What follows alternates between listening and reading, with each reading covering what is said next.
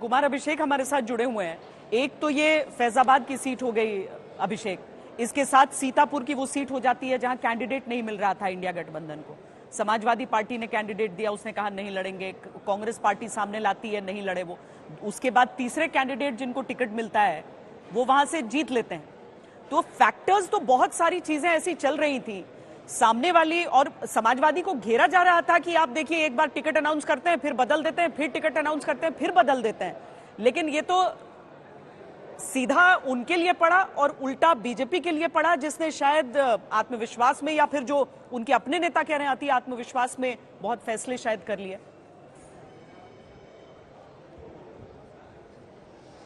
बिल्कुल श्वेता, मुझे लगता है कि जिस तरीके से ग्राउंड स्वेल था, इसे बहुत लोग नहीं पकड़ पाए।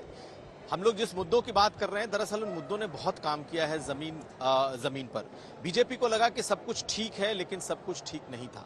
और यही वो वजह है कि जिसकी आप चर्चा कर रही हैं कि सीतापुर जैसी सीट, जहां नकुल दुबे, जिन्हें पहले ऑफर किया गया था कांग्रेस से, उन्होंने लड़ने से मना कर दिया।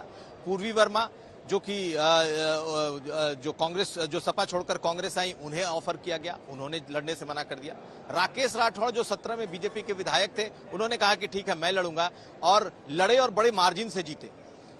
तो वो जमीन पे जो विरोध की बात थी, स्वर था, वो सभी को साफ साफ सुनाई नहीं दिया।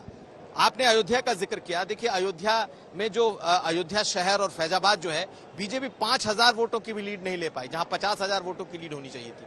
बाकी पांचों विधानसभा बीजेपी हारी है। तो सिर्फ ऐसा नहीं कि सिर्फ चेहरे देख करके लोगों ने वोट किए हैं, लोगों के लिए मुद्दे बेहद अहम थे। जातियों का समीकरण बहुत अहम था। और आप देखें कि अखिलेश यादव ने एक प्रयोग किया और उन्होंने अयोध्या जैसी सीट से दलित बिरादरी को, अवधेश प्रसाद को, जो पासी बिरादरी से आते, उस पूरे इलाके में, अवध में इस बिरादरी की संख्या काफी ज्यादा है, उन्होंने टिकट दिया, जो 9 बार से विधायक हैं। और नारा क्या लगा? अयोध्या में न मथुरा न काशी, अब की बार अवधेश पासी। और आप देखेंगे कि बीजेपी जब जब जीती है, अगर 2014 और 19 को छोड़ दिया जाए, जिसमें प्रधानमंत्री मोदी का मैजिक था, हमेशा ओबीसी वहां से जीतता रहा है। 3 बार विनय कटियार जीते हैं, 3 बार यादव बिरादरी से लोग जीते हैं, समाजवादी पार्टी के। तो बीजेपी ने कई जगह स्ट्रेटेजिक गलती की। बीजेपी के जो वर्तमान सांसद थे, उनके खिलाफ एंटी इनकम्बेंसी भारी पड़ी थी।